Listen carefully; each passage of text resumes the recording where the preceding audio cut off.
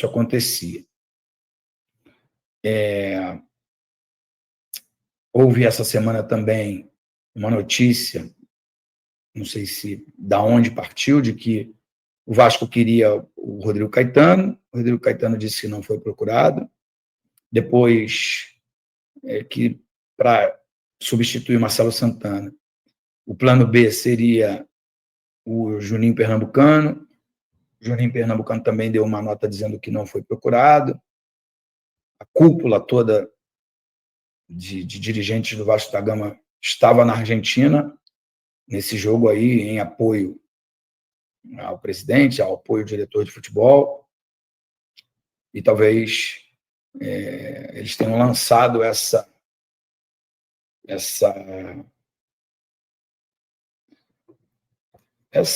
notícias para ver como ela é absolvida pela torcida.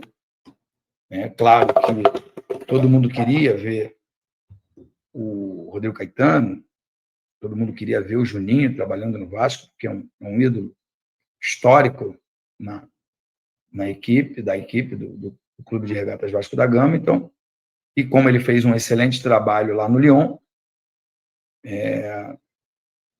todo mundo gostaria que ele estivesse à frente do futebol do Vasco e pudesse repetir o mesmo trabalho que foi feito lá no Lyon, aqui no Clube de Regatas Vasco da Gama. Mas tanto o Rodrigo Caetano quanto o Juninho desmentiram de que esses contatos não foram feitos. Então, vamos ver qual. Eu acho que isso aí é mais para esconder esses 9 jogos sem vitória.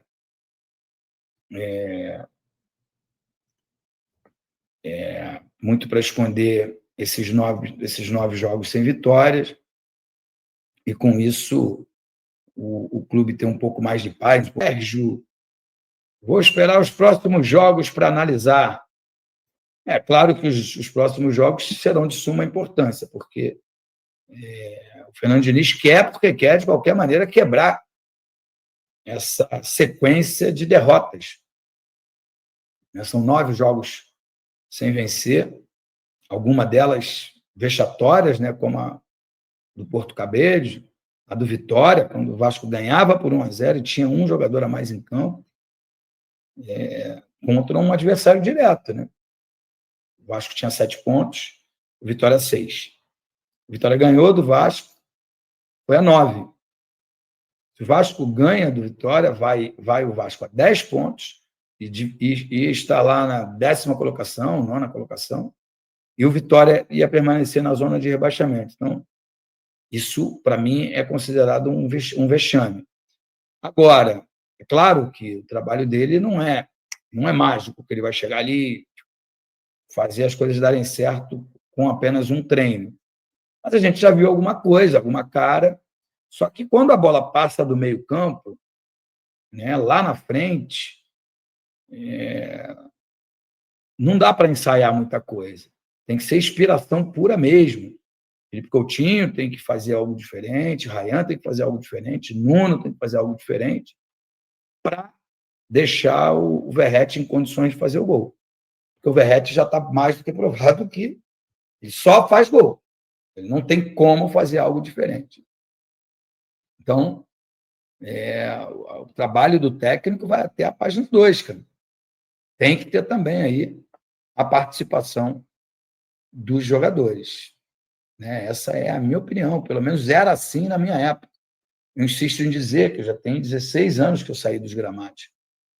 Então, as coisas mudaram bastante, mas a essência do futebol ainda é a mesma. 11 jogadores de um lado, 11 jogadores do outro, um gramado, uma bola, eu quero fazer o gol lá, você quer fazer o gol aqui, e a gente vai fisicamente aí disputar essa bola para ver quem consegue fazer mais. Ponha, se não apenas se cale, use seu idolatria para ajudar o Vasco. Ídolos passam e o Vasco fica. O importante é o Vasco e não vocês. Você está coberto de razão, cara. Esses dias eu li uma frase, vou falar ela diretamente para você. Que a frase dizia assim: se não estiver à sua altura, não se abaixe. Tá bom? Boa noite. Muito nome, mas tinham outros que eram desconhecidos.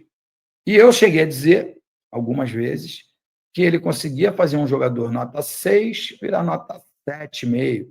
Um jogador nota 7 virar 8,5. Um jogador 8,5 virar nota 10. Foi assim com Arias, foi assim com Cano, né, com o Germancano, e só com o Fernando Diniz o Ganso conseguiu ser, de novo, o camisa 10 que o Fluminense esperava. Se o trabalho dele der certo no Vasco, isso vai acontecer no Vasco também. Entendeu? Eu acho que isso vai acontecer no Vasco também. Então, a torcida é que ele melhore esses jogadores e possa tirar de cada um deles. A questão é, com o elenco que tem o Vasco hoje, o Diniz vai conseguir ter êxito? De novo, para ser bem rápido e sucinto. Eu acho que ele faz um jogador nota 5 virar nota 7. Então, eu acho que, mesmo com um elenco abaixo do que a gente espera, e acho que uma peça ou outra ele vai pedir como reforço, eu acho que ele pode sim fazer um grande trabalho. Tá bom? Um abraço, meu. Fica com Deus. Saudações vascaínas para você também. Ricardo Vieira, Juninho, pernambucano, seria bom nome para diretor de futebol? Eu acho que sim. Acho que sim, mas acredito que ele não vai aceitar. Tá bom? Um abraço. Ter o Verratti titular é jogar com um a menos? Não, não. Não é não. Só ele faz gol nesse Vasco aí, cara. O Vasco tem que se reinventar e aprender a jogar com ele.